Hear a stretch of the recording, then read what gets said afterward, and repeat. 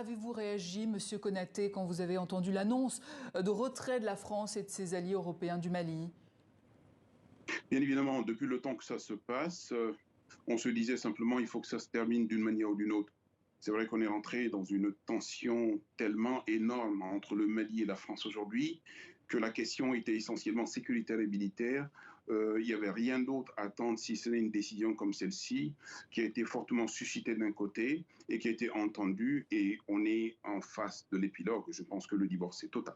Après ce retrait, est-ce que vous pensez que les FAMA, les forces armées maliennes, sont prêtes à lutter contre l'insécurité, contre les terroristes, contre les groupes armés? C'était une crainte qu'on a entendue dans le sujet, par exemple? Oui, la crainte demeure. Elle demeure d'autant plus qu'on entend des populations du Nord, des populations de Tombouctou qui se sont exprimées, qui ont laissé quand même percevoir cette crainte-là. Pour autant, on a un gouvernement de transition aujourd'hui qui dit sur tous les toits aujourd'hui que toutes les dispositions sont prises aujourd'hui pour assurer une sécurité absolue. Il leur revient d'assurer cette sécurité absolue.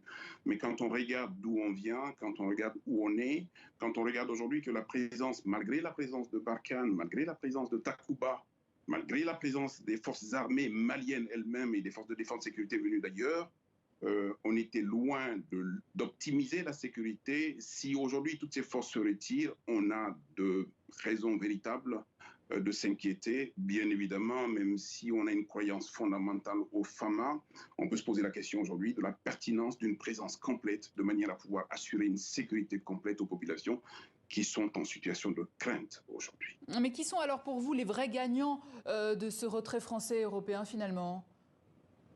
Au-delà de ceux qui l'ont proclamé, et je ne suis pas sûr que ce soit la majorité véritable des Maliens, ce sont d'abord les terroristes qui gagnent.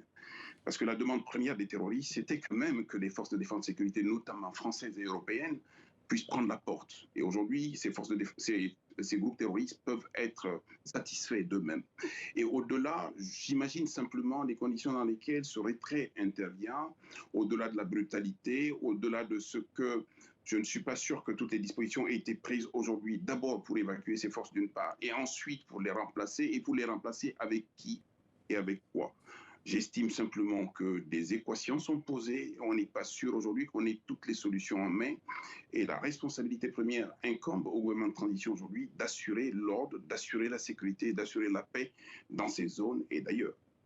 Et puis ce vide laissé par Barkhane va forcément laisser le champ libre à d'autres partenaires, les Russes de Wagner, par exemple. Quelle est votre position à ce sujet? Alors Wagner est ce que est Wagner, rien d'autre qu'un groupe de mercenaires comme le président Poutine lui-même l'a dit et qui a coupé tout rattachement avec l'État russe en tant que tel. Aujourd'hui, si l'option malienne est d'aller avec des groupes mercenaires, ça peut, d'un certain point de vue, se comprendre au regard de ce qu'ils disent. Mais la question fondamentale, ce n'est pas d'assurer la sécurité ponctuellement, c'est de pérenniser la sécurité. Nous sommes dans une zone aujourd'hui où on est impliqué avec d'autres. Et quand vous regardez aujourd'hui le retrait des forces de défense et de sécurité, qu'elles soient françaises ou européennes, risque d'entraîner le retrait d'autres, y compris nos voisins. Je m'interroge aujourd'hui sur le sort du G5 Sahel, le fait qui implique Barkhane d'un côté, et Barkhane aujourd'hui qui n'est pas au Mali, et Barkhane aujourd'hui qui est avec la France, et la France qui est coupée au Mali. Or, la question sécuritaire, c'est un global.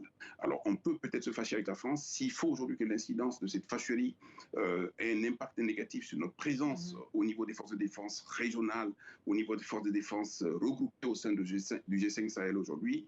Je pense que les interrogations sont énormes. Mamadou Konaté, merci. Je rappelle que vous êtes ancien ministre malien de la Justice.